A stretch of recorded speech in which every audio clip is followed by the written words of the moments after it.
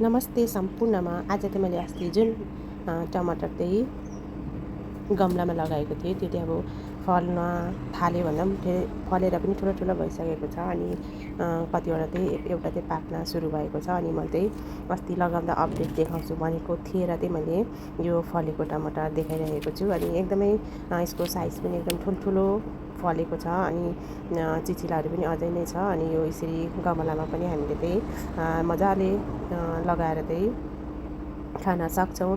तर अलिकति यसमा चाहिँ मैले केही व्यस्तताले गर्दाखेरि चाहिँ अहिले ध्यान दिनु पाएको थिइनँ। अनि आज चाहिँ मैले यो टमाटर पाक्दै गरेको देखेँ। अनि त्यसपछि चाहिँ मैले यो सानो भिडियो तपाईँहरू मार्फत सेयर गरेको छु।